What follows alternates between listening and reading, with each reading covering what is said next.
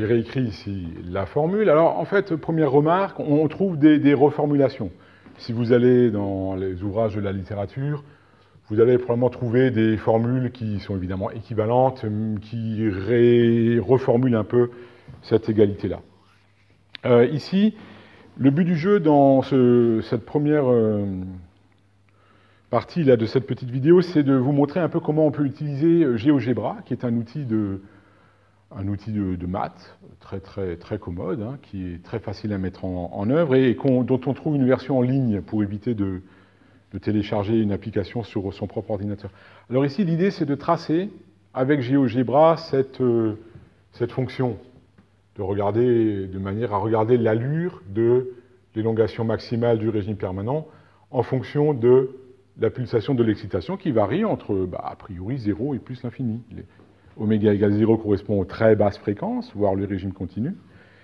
Et puis oméga qui tend vers l'infini correspond évidemment aux très hautes fréquences. Alors, on trace. Voilà donc la page geogebra.org qui permet de faire des tracés 2D. Nous allons commencer par mettre l'affichage à la taille maximale. Ensuite, on rentre les paramètres. Alors ici, c'est F0. F0 égale 20. Un curseur apparaît, ce qui sera bien commode pour changer la valeur numérique. M égale 1 qui va rester fixe. Q égale 20 pour l'instant, mais on modifiera également tout à l'heure la valeur numérique. Et oméga 0 égale, pour l'instant, 4 radians par seconde, qui sera éventuellement aussi modifié tout à l'heure. Ensuite, on rentre la fonction qu'on veut tracer. En l'occurrence ici, c'est l'élongation, on l'appelle Y, parce que X va être réservé à la variable. Alors, Y égale F0 sur M, fois 1 sur racine de oméga 0 carré, moins oméga carré, mais on rappelle que ici, on appelle la variable x, donc x est égal à oméga. Donc oméga 0 carré moins x au carré et le tout au carré, plus oméga 0 au carré, voilà qui est fait. Alors il faudra que vous habituiez vous-même à l'interface, à la façon de saisir les équations. Donc oméga 0 carré fois x carré sur, ou oméga carré sur q au carré. Voilà, alors on constate d'abord qu'on a affaire à une fonction paire, mais physiquement, seules les pulsations positives nous intéressent. Ici, vous voyez que lorsqu'on modifie q, on a modifié l'amplitude de la résonance, et le maximum est centré sur 4. C'est oméga 0 égale 4 radians par seconde. Alors ici, on va placer f à f égale 16, et vous constatez que, à l'origine, quand oméga ou quand x égale à 0, en fait, on a la valeur 1, parce que, à l'origine, l'amplitude vaut f0 sur m fois oméga 0 carré. Alors 16 sur 1 fois 4 au carré, ça fait bien 1. Donc vous voyez que les éléments théoriques qui sont dans le cours sont corroborés par le tracé. Bien sûr, lorsqu'on modifie la valeur du facteur de qualité, la résonance devient, le pic devient plus faible, et lorsque on arrive à des valeurs faibles, le pic s'élargit et on devine peut-être que sa position n'est plus rigoureusement égale à 4 radians par seconde, ce que nous allons voir un petit peu plus loin. Alors ce que ne dit pas les courbes, c'est où se situe le maximum de l'élongation, ce qu'on appelle la résonance de position, parce qu'ici on étudie x égale xm fois cosinus oméga t moins phi, donc c'est bien la position de l'oscillateur dont il s'agit. Et, en toute rigueur, pour déterminer les maximums de l'élongation, il faudrait calculer la dérivée première, voir où elle s'annule. C'est là qu'il y a un extrémum de la fonction. En toute rigueur, il faudrait encore calculer la dérivée seconde pour vérifier que c'est bien un maximum.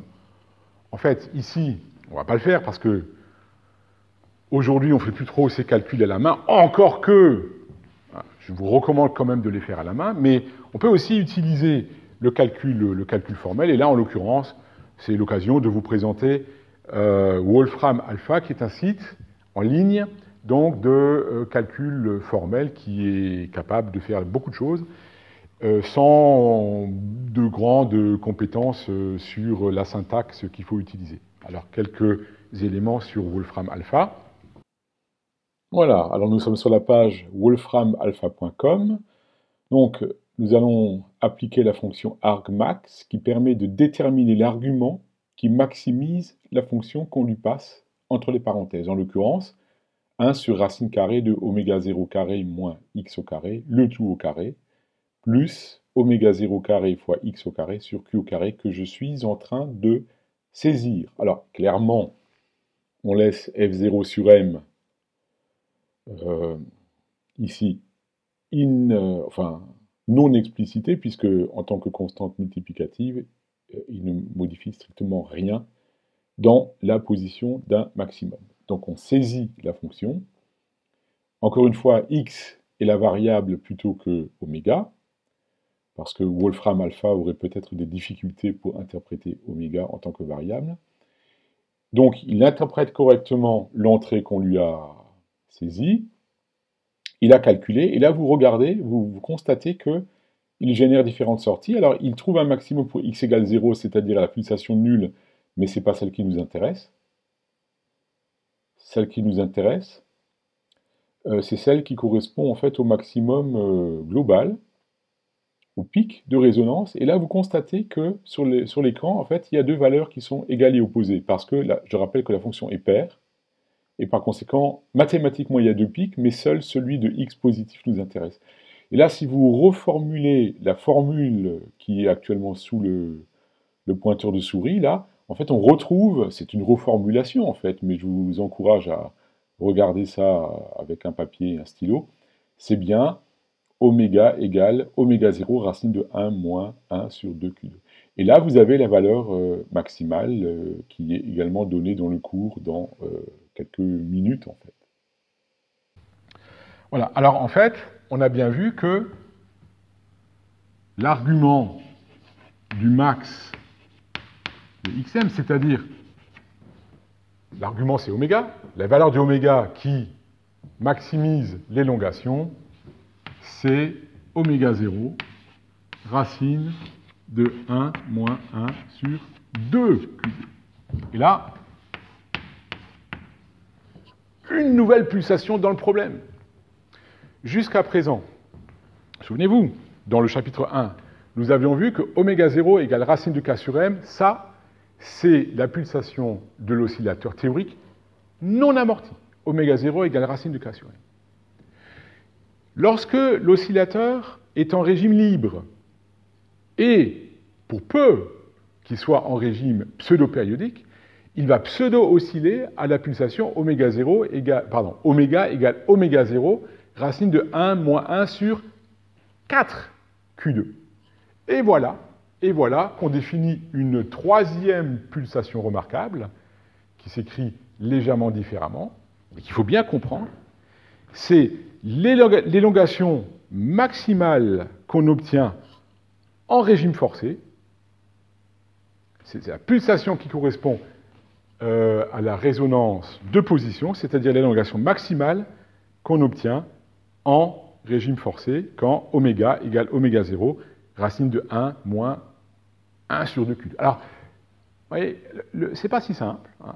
C'est pas si simple, en fait. Il y a beaucoup de résultats. C'est assez riche comme chapitre.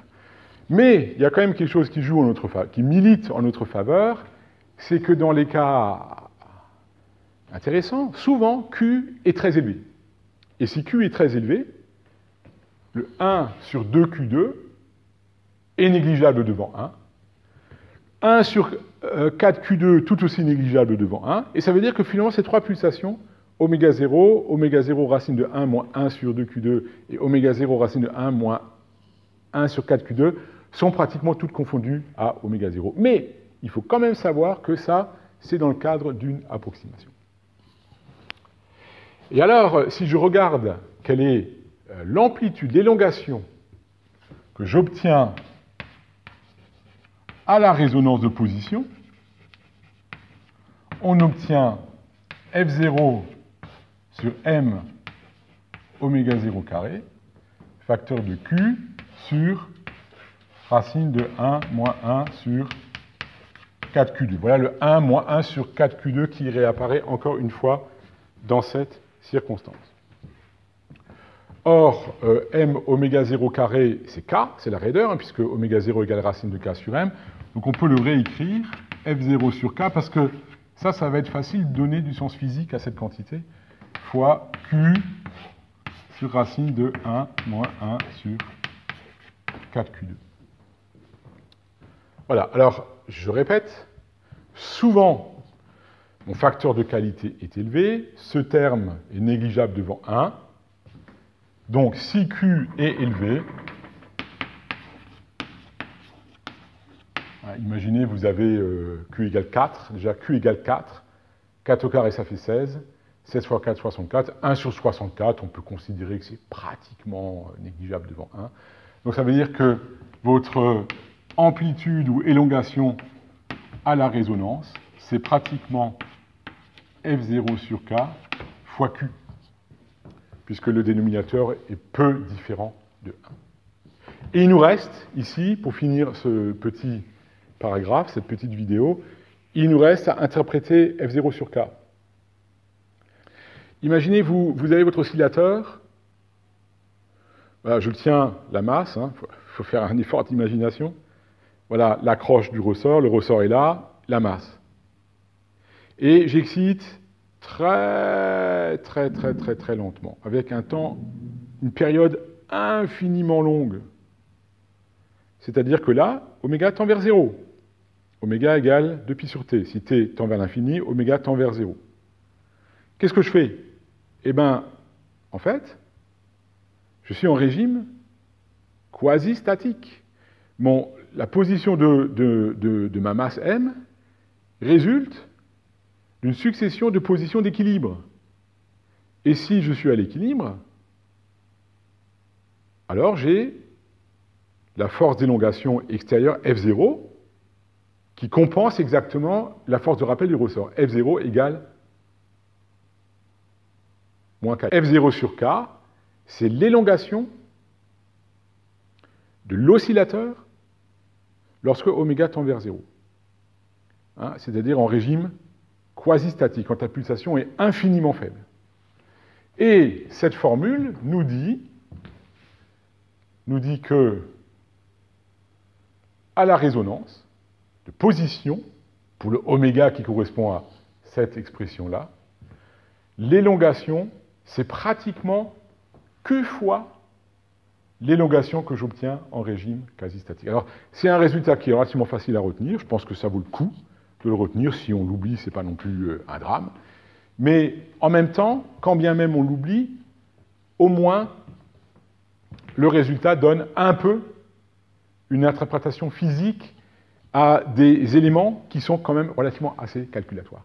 Donc ici, je termine cette vidéo en insistant sur le fait que vous avez de la physique, des phénomènes auxquels il faut donner du sens, parce que vous les rencontrez dans votre vie courante, et puis ces phénomènes sont résolus par des considérations mathématiques qui parfois peuvent nous éloigner beaucoup de la physique, et il faut trouver une articulation permanente entre les considérations du physicien et celles du système d'écriture que sont les mathématiques, et il faut surtout éviter comme la peste, d'être totalement hypnotisé par l'aspect calculatoire, ça on voit beaucoup dans les copies d'étudiants, qui amènent éventuellement à faire des calculs longs et complexes, mais auxquels on n'est plus capable de donner le sens physique. Donc, pour finir, n'oubliez jamais que les calculs doivent être guidés par le bon sens physique, le rapport intuitif que vous pouvez avoir à un phénomène et qui résulte de vos observations, parce que vous êtes curieux, observation de la vie courante.